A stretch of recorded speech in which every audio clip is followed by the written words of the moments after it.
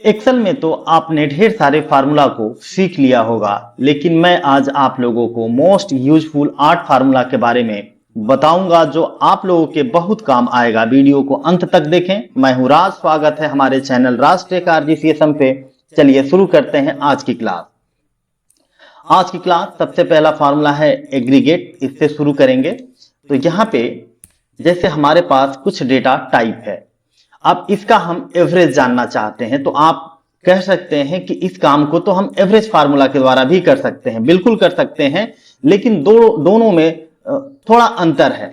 कैसे? दोनों फार्मूला को अप्लाई करके देखेंगे। जैसे हमने यहाँ पे एवरेज फार्मूला को टाइप किया, उसके बाद हमें रेंज देनी है, देन एंटर। तो अभी देखिए यहाँ पे जैसे हमने एवरेज फार्मूला लगाया तो ये हमें एरर शो करा रहा है। ऐसा क्यों? क्योंकि यहाँ पे आप देख सकते हैं कि इस रेंज में एक एरर पहले से मौजूद है। अगर मैं इस एरर को फिक्स कर दूं तो ये इसका एवरेज निकल के आ जाएगा, लेकिन अगर एरर है उसके बाद भी हमें एवरेज को निकालना है तो उसके लिए आपको यूज करना होगा एग्रीगेट फंक्शन को।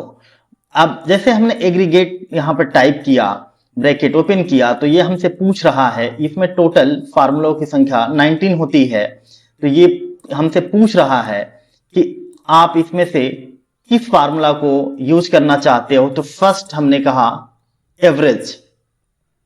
अब यहां पे एरर को इग्नोर करने के लिए बहुत सारे मेथड दिए गए हैं। इसमें से चूंकि हमारा जो एरर है उसमें है इग्नोर एरर वैल्यूज, तो हमें यहां पे टाइप कर देना है 6 कामा, उसके बाद कह रहा है रेफरेंस 1 रेफरेंस 2, तो पूरी हमको यहां से रेंज दे देनी है।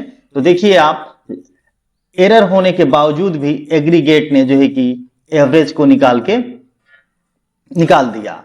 अब यहां अगर मैं यहां से इस एरर को फिक्स कर दूं तो देखिए दोनों का एवरेज सेम आ रहा है। तो आपने देखा कि एवरेज फार्मूला जो होता है एरर पे काम नहीं करता, जबकि एग्रीगेट एरर होने के बावजूद भी काम करता है। चलिए देखते हैं दूसरा फार्मूला, रैंड एरे। तो रैंड एरे में क्या है, आपने रैंड बिटवीन फार्मूला यूज किया होगा। रैंड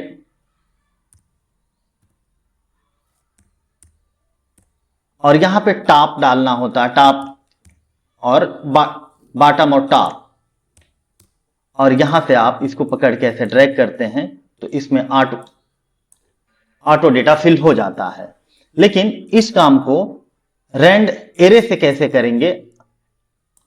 आपको इसमें पकड़ के ड्रैग करना पड़ रहा है कि कितने रो और कितने कॉलम तक हमको वैल्यू चाहिए, और इसमें आप देखिए इक्वल रैंड एरे। अब ये हमसे रोज की संख्या पूछ रहा है, मान लीजिए हमने कर दिया 10, देन कॉलम की संख्या पूछ रहा है, हमने कर दिया 8, उसके बाद मिनिमम 5, मैक्सिमम 70, देन एंटर।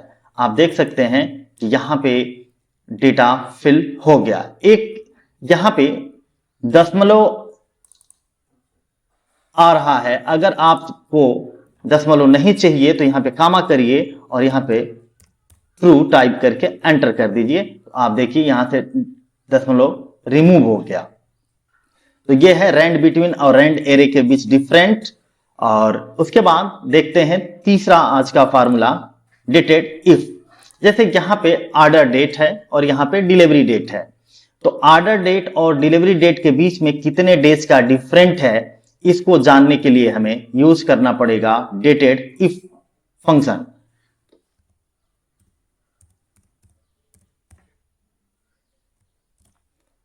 उसके बाद कामा कामा डबल इन्वर्टेड कामा, चूंकि हमें डे चाहिए, डे में वैल्यू, तो double inverted comma D, then enter. ये दोनों डेट के बीच में 90 दिन का गैप है। अगर मुझे मंथ में चाहिए वैल्यू तो equal DATEDIF, then order date comma delivery date comma double inverted comma M double inverted comma bracket close, then enter.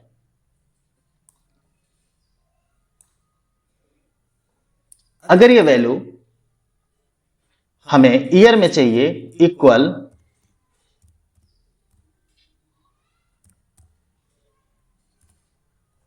Same वही order date, delivery date, comma, double inverted comma, Y, double inverted comma, enter.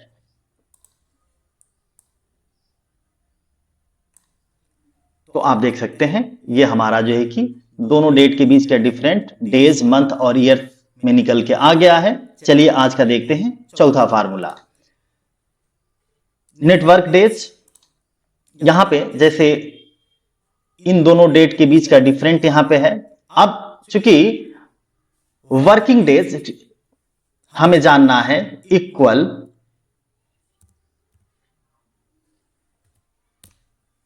Network days, उसके बाद start date, then end date. क्योंकि ये तो जो value calculate होके आई है ये टोटल डेज की वैल्यू है, लेकिन बीच बीच में छुट्टी भी होती है, जिस दिन काम नहीं होता तो उसको छोड़ के जो है कि वर्किंग डे कितना है ये हम नेटवर्क डेज की फार्मूला के माध्यम से जान पाएंगे। देन एंटर 65, ये वर्किंग डेज निकल के आ गया। अब देखते हैं टेक्स्ट ज्वाइन फार्मूला। तो यहां पे जैसे order ID, first name, last name, state और सेल अलग अलग कॉलम में टाइप है, हम इनको चाहते हैं कि एक सेल के अंदर इनको हम टाइप करें, तो इक्वल, और यहां पे हमको करना होगा फार्मूला अप्लाई, टेक्स्ट ज्वाइन, उसके बाद डबल इन्वर्टेड कामा, कामा, डबल इन्वर्टेड कामा, कामा, देन ट्रू, कामा, और यहां से ये पूरी आपको रेंज दे देनी है, ब्रैकेट क्लोज, देन एंटर।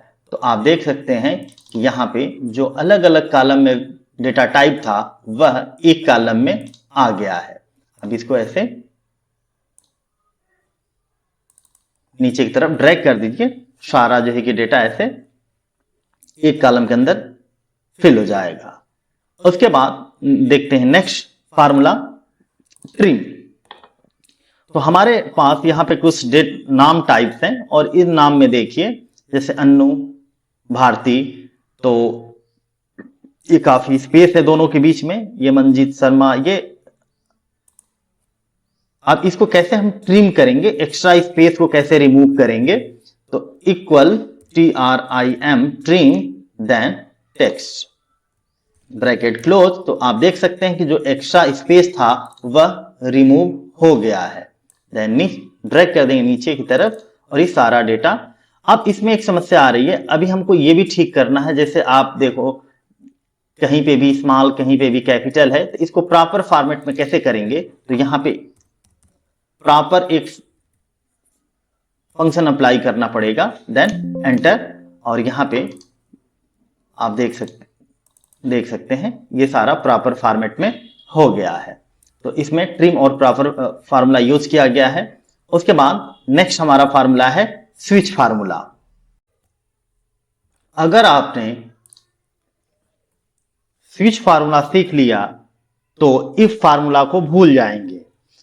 सबसे पहले इफ फार्मूला को यूज करके देखेंगे, उसके बाद उसी कार्य को स्विच फार्मूला के द्वारा करेंगे। जैसे यहां पे देखें, imply ID, name, performance score और परफॉर्मेंस रेटिंग यहां पे दिया गया है और हमें यहां पे परफॉर्मेंस रेटिंग निकालना है। तो इसके लिए सबसे पहले इफ फार्मूला का प्रयोग करेंगे, इक्वल इफ, उसके बाद लॉजिकल टेस्ट।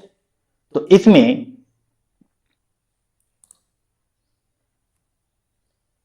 परफॉर्मेंस स्कोर में हमने क्लिक कर दिया, या आप चाहें तो मैन्युअली ऐसे C2 भी टाइप कर सकते हैं। उसके बाद C2 बराबर 1, comma, double inverted comma, poor, comma, again if हमें लगाना पड़ेगा। उसके बाद C2 equal 2, comma,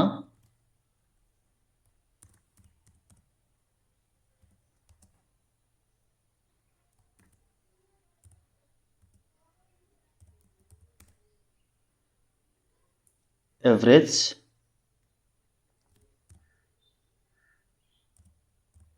if C2 equal 3 comma average comma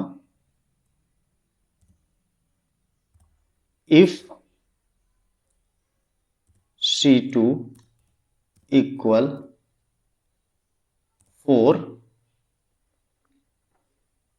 comma good comma if C2 equal 5 comma double inverted comma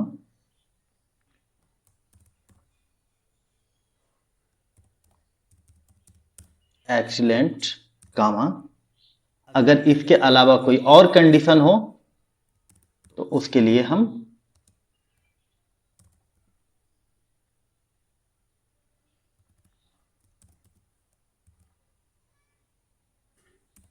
not rated. Then अब जितनी बार हमने if को open किया है उतनी बार हमें इफ को क्लोज करना पड़ेगा। तो 1 2 3 4 5 1 2 3 4 5 और यहां पे आप देखिए तो यहां पे परफॉर्मेंस रेटिंग कैलकुलेट होके आ गया है। अब इसी काम को हम स्विच फार्मूला के द्वारा कैसे करेंगे, देखिए हमारे डेटा एंट्री के काम को काफी कम कर देता है ये स्विच फार्मूला। इसीलिए मैंने कहा कि अगर आप स्विच फार्मूला अगर सीख जाएंगे यूज करना तो इफ फार्मूला को भूल जाएंगे।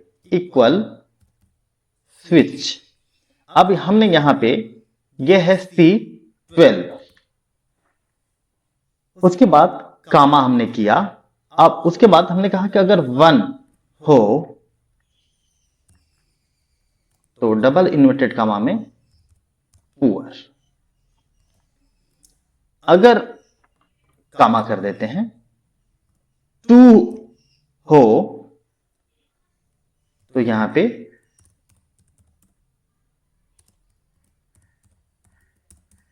एवरेज, 3 अगर रेटिंग हो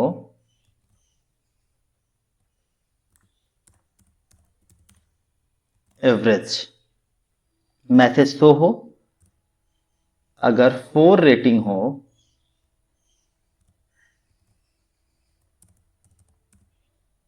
गुड, अगर 5 रेटिंग हो